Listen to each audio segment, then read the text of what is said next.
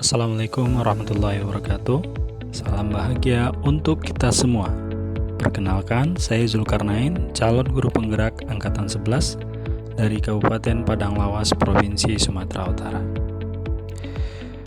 Di video kali ini, saya akan memaparkan kesimpulan dan refleksi pemikiran Ki Hajar Dewantara pada modul 1.1 koneksi antar materi. Pada dasarnya, pendidikan dan pengajaran tidaklah sama. Mengapa? Karena pengajaran adalah bagian dari pendidikan.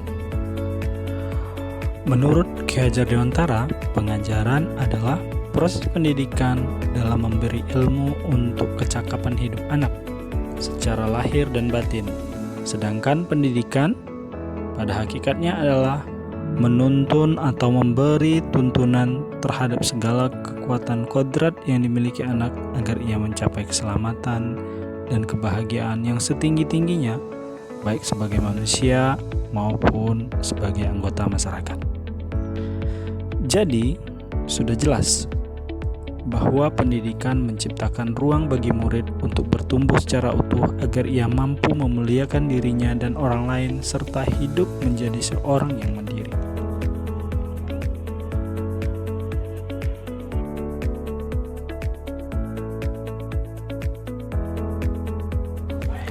Sebelum mempelajari modul 1.1 tentang pemikiran Ki Hajar Dewantara, pembelajaran yang saya lakukan hanya sebatas transfer materi pelajaran saja. Saya menganggap bahwa penyampaian materi jauh lebih penting daripada memahami karakteristik murid. Biasanya saya melihat nilai murid hanya dari aspek kognitif saja. Misalnya, ketika mereka sudah mampu mengerjakan soal penugasan dan asesmen yang saya berikan, dan sudah mendapatkan nilai di atas KKM yang telah saya tentukan, saya menganggap bahwa mereka sudah berhasil dalam proses pembelajaran yang saya berikan.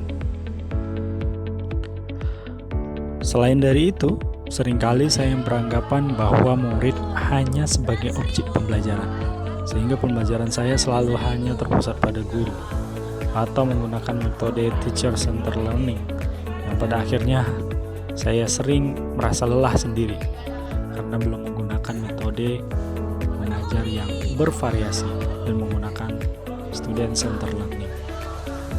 Sebelumnya, saya tidak memperdulikan apakah murid sudah benar-benar paham dari apa yang saya ajarkan atau tidak.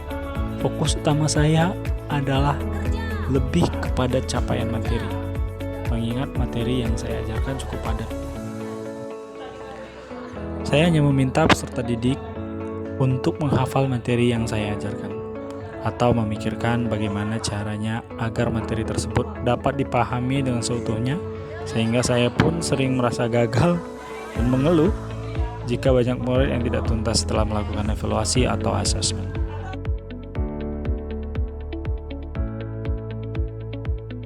Namun, setelah mempelajari modul 1.1 tentang pemikiran Ki Hajar Dewantara, saya menyadari bahwa apa yang saya lakukan, saya pikirkan selama ini ternyata tidak tepat.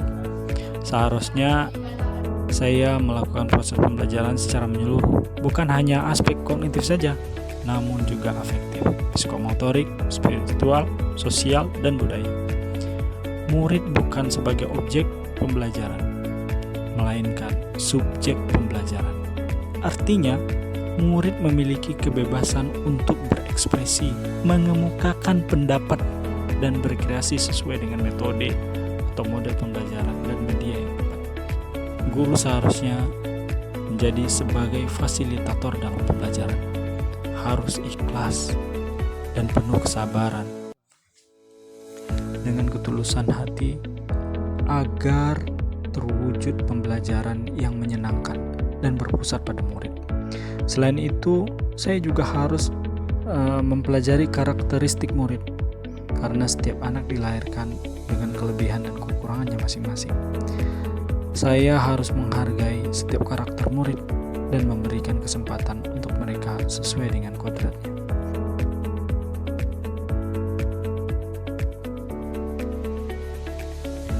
Hal-hal yang dapat segera saya terapkan dalam pembelajaran di kelas saya antara lain merancang pembelajaran yang interaktif dan menyenangkan dengan melibatkan murid sesuai dengan metode student centered learning.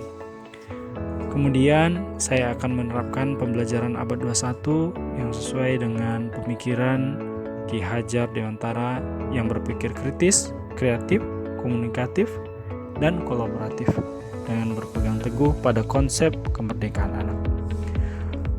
Pembelajaran tidak lagi menuntut, tapi menuntun, karena tugas guru adalah memberi tuntunan atau arahan yang baik kepada murid. Berusaha menjadi teladan bagi murid, baik dalam perkataan maupun perbuatan.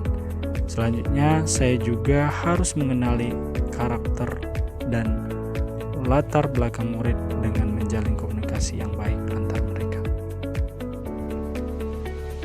Demikian, terima kasih. Salam bahagia untuk kita semua.